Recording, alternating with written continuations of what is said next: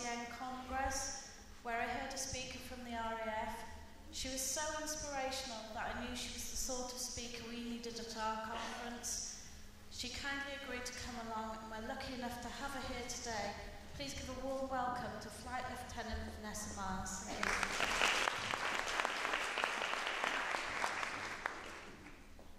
Good morning, ladies and gentlemen. Thank you very much for inviting me to speak here today. My name is Flight Lt Venesa Miles, and one part of my job as a nursing officer in the RAF is to work on the medical emergency response team in Afghanistan. Now, I've got plenty of video footage and photos to show you today, and they say that a picture paints 1,000 words, so let's kick off with one, shall we?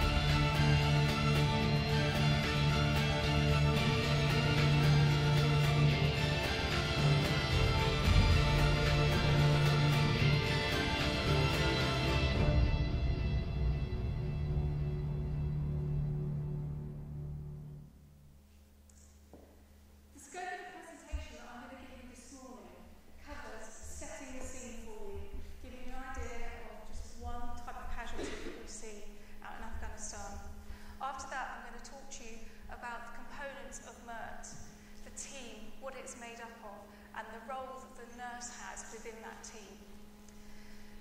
Who do we treat? Well, it's not as simple as you might first seem, so we'll cover that as well. The capabilities and challenges of working on a helicopter in Afghanistan. And I'm going to finish that off with a personal perspective about my experience and why I feel that this is probably the most worthwhile job that I have done to date. So the next bit of footage you're going to see has been shown on television, and it really does convey the atmosphere on the ground.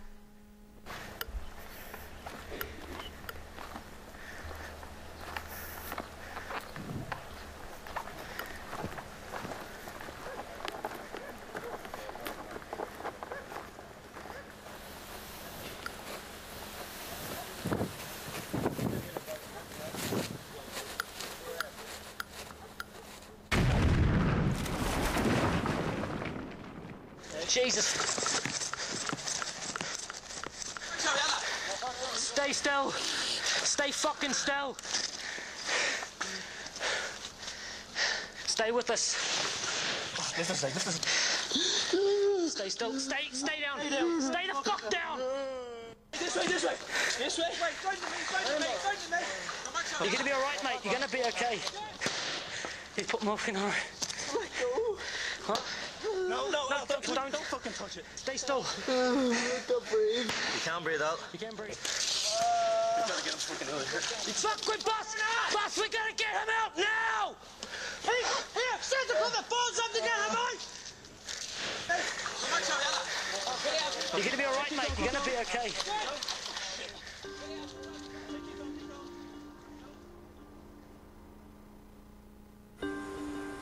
Less than 48 hours after the explosion, Andy Allen is flown home. Before I start talking about the team, I'd just like to say that from the moment the casualty is injured, right through to rehabilitation and return to service in some cases, there are a huge number of people involved in that chain of healthcare. Now, the medical emergency response team does get a lot of press coverage, but it's the guys on the ground that start the life-saving work. And I think that's important to remember, that we are one link in a very long chain of top quality care. The team, well, there's the medical element of the team, which I'll talk about in a moment, but we rely on a helicopter, 4 aircrew to get us there. We rely on force protection. We have 4 RAF regiment gunners who fly with us. So when anyone is injured, you have a minimum of 12 people who will fly out to pick up the casualties. If we look at the team here, we have a doctor, a senior doctor, an anaesthetist or an emergency doctor. We need them to have a capability of working in the pre-hospital environment, which I will discuss later. We have 2 paramedics, one here, one here. These paramedics are the guys who will get off the back of the helicopter and go out onto the ground, take the handover and triage the casualties. And we have the emergency nurse.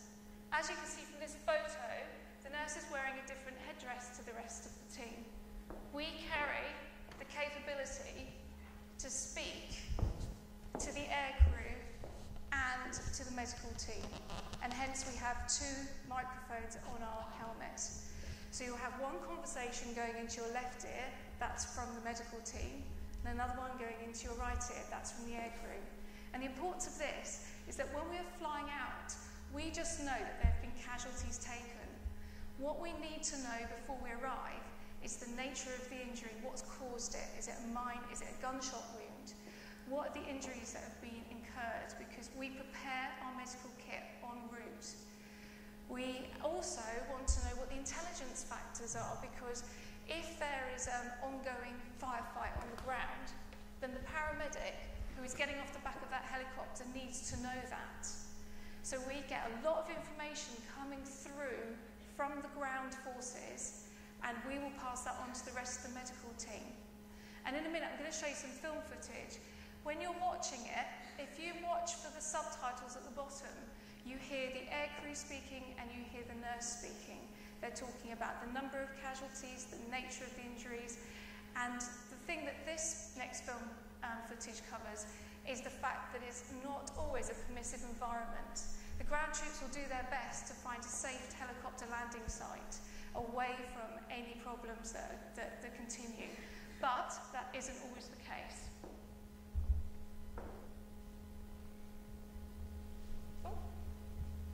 ITFAF.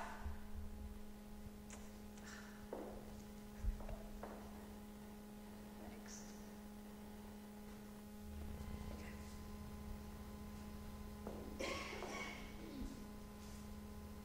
In around 5 minutes. And when an emergency call comes in, The blades. That's not a shout, is it? Yes. Yes, it is. there's no more talking about what this helicopter can do. I'm going to experience the Chinnock's capabilities firsthand.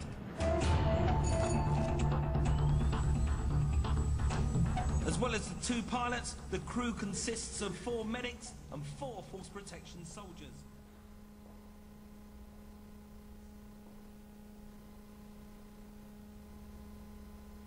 Evacuation, obviously. 1 gunshot wound to the leg, 1 gunshot wound to As the we get underway, information continues to flow direct from the battle scene and via the cockpit. 5. Just been told we're going to be picking up 5 casualties, so it's going to be pretty crowded in here. Obviously, there's been a big firefight somewhere. Something's gone off. You've got the medics and the doctors all preparing the plasma tubes and getting them going.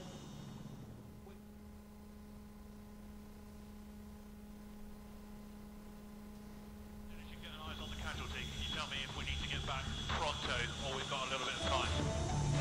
Yeah, we'll do, mate. Yeah, no problem. Because there are 2 very distinct routes we can take. As we come down lower, I can see and smell the thick gun smoke of battle. The soldiers around me are acting cool, like they've seen it all before, but this is my first time. Right, your direction's 4. Steady, systems overload running on. Down 5, 4, 3. Down 2. 1 for the land. We've landed, but the enemy are out there, and our force protection know it. Got troops by the compound. I can't see any stretchers and casualties. No one wants to become another casualty. Right, visual of the stretchers now. But as the injured break cover, the enemy open fire. The people running to the aircraft. Here come the casualties in, and I can hear crack, whiz, bop, bang of gunfire. They look like Afghan army. Everyone's helping get these people on board. Gunshots going off outside.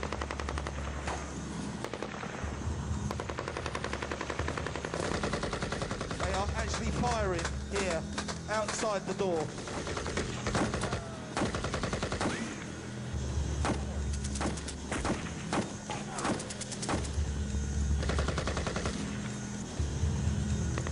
They look like they're coming from the direction of where I said sitting, right, 3:30, 4 o'clock. Right, we're working opposites, guys.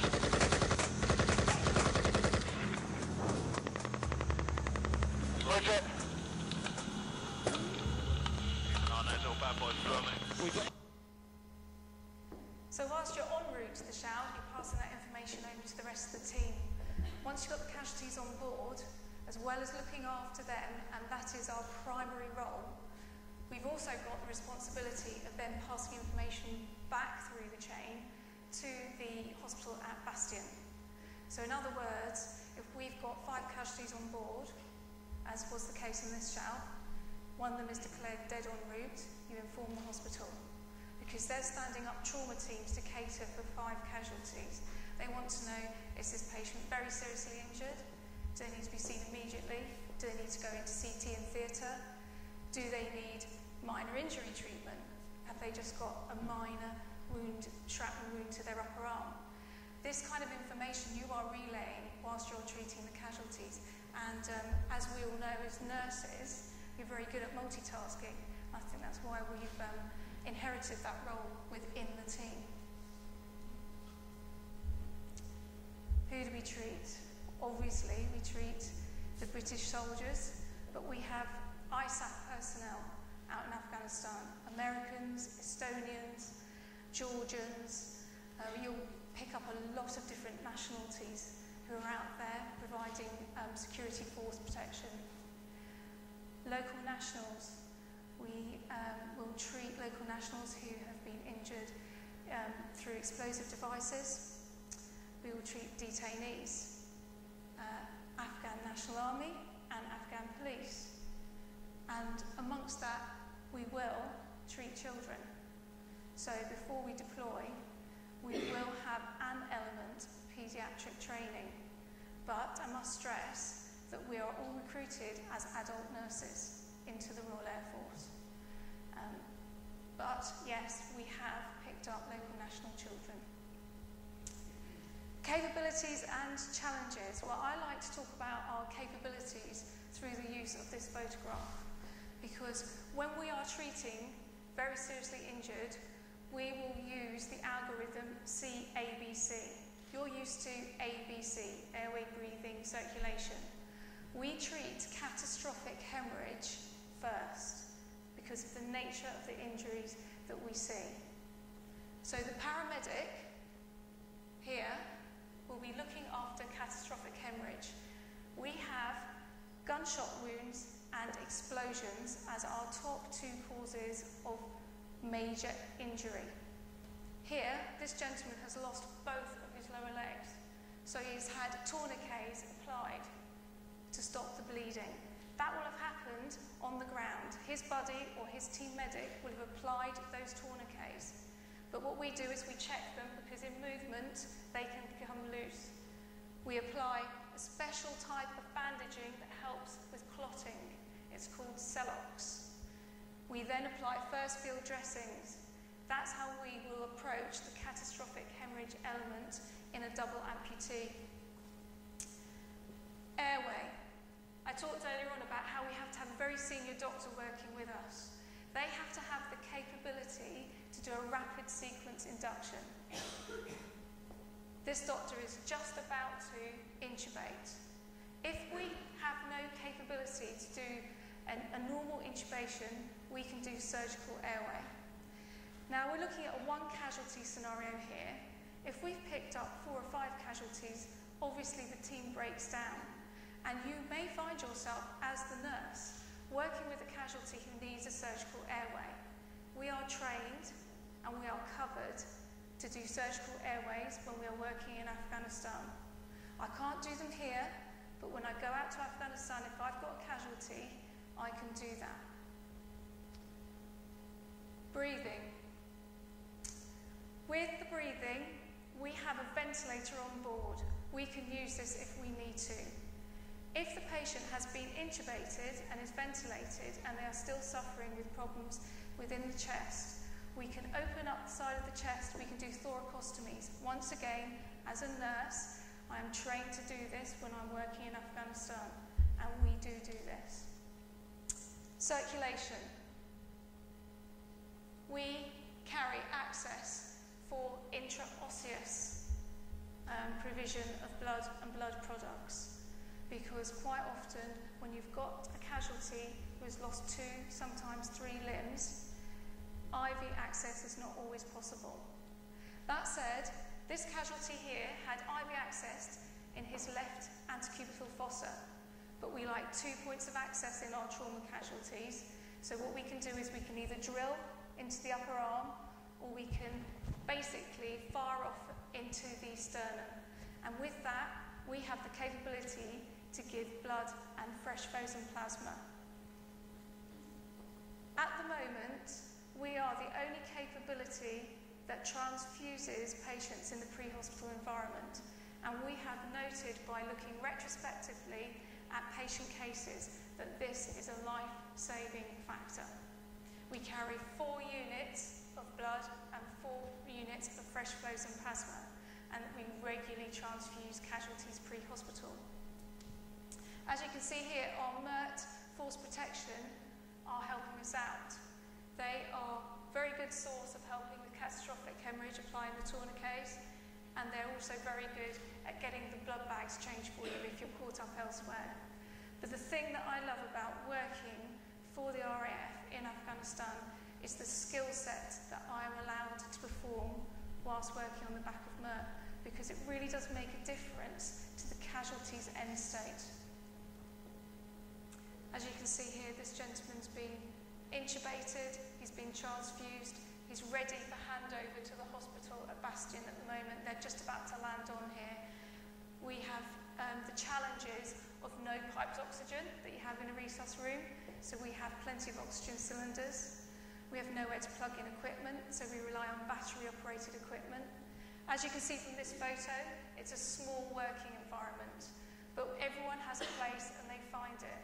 When we have up to 8 casualties on board, it gets incredibly kinetic. That said, every patient is assessed and an element of treatment is delivered.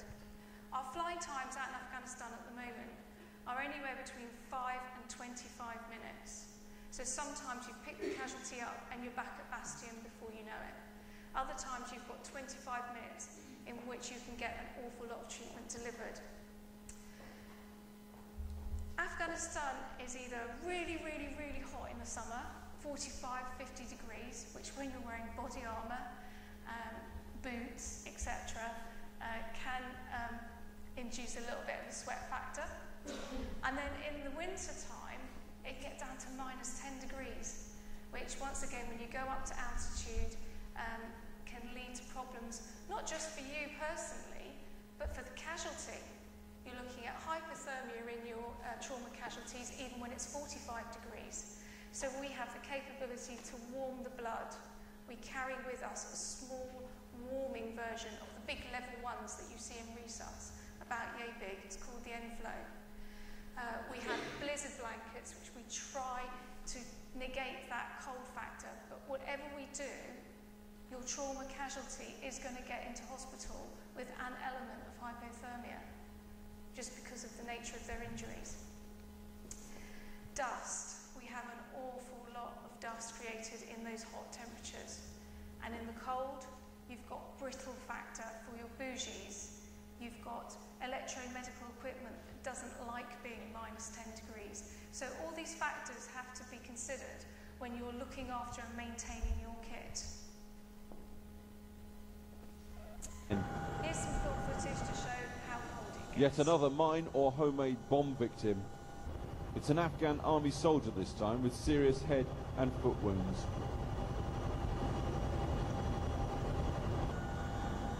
He's stabilised, but ventilation is critical. The head injury means they've now no choice but a fast, straight, low route over the mountains to Kandahar. Anaesthetic procedures only seen in hospitals, done here at 180 miles an hour, 100 feet above mountain tops, in fading light, sub-zero temperatures and deafening noise. It's one small part of one shift whose job it is to confront the bloody realities of the stalemate in Afghanistan. Alex Thompson, Channel 4 News, Helmand Province. So it's very noisy. We've kept the volume down here, but you literally cannot hear yourself think or speak on the back of that aircraft. It's cold, and you know, when you're flying at 196 miles an hour, it's a little bit bumpy sometimes. But that said, we still manage to get our IV access. We still manage to intubate. In fact, I've known a doctor who said that when he came back into the NHS, he felt incredibly confident because he'd been intubating lads all summer with us. But actually, these are young, fit, healthy gentlemen who are actually grade 1 views. And when I say grade 1 view, I know you're students. Well, that means it's a nice, easy, clear view for the anaesthetist when he's getting his access. So care really isn't compromised when you consider all the factors going around that. The next bit of film footage is just a very quick demonstration of the dust factor.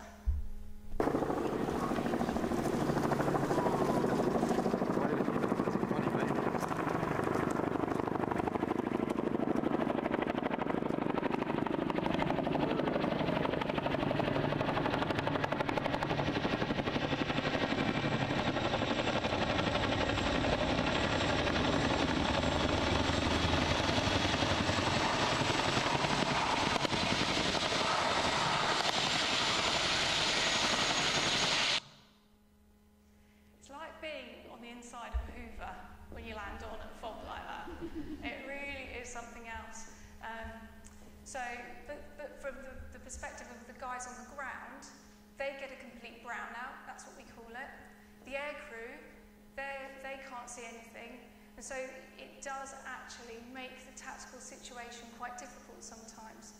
And if any of you are budding infection prevention control nurses, then just forget about that because we do our best, is what I would say. Just to draw it to a close, I wanted to give you my personal perspective, and I have to stress, it's my personal opinion.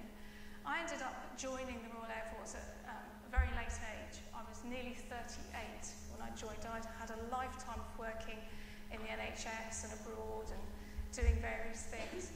I ended up working as a civilian in Iraq in a military field hospital. And whilst I was there, the level of care that I saw delivered and the devotion of the teams working for the guys that basically go out and put their lives on the line for us was something that I found very inspiring, and I wanted to be a part of that. I wanted to belong to that group of people. And I also discovered that I was a complete helicopter groupie. And when I saw the helicopters coming in with the casualties, I used to think, I want to be on that. So I joined the Royal Air Force. Working out in Afghanistan, as I have done now for a couple of occasions, and I go away again next May, you identify with the casualties, you wear the same uniform that they wear, and to that end there is this link where you appreciate that they are not with their families. They are at least 24, 48 hours away from their families, and we become their family for that period of time, and we care for them until we can give them back to their family.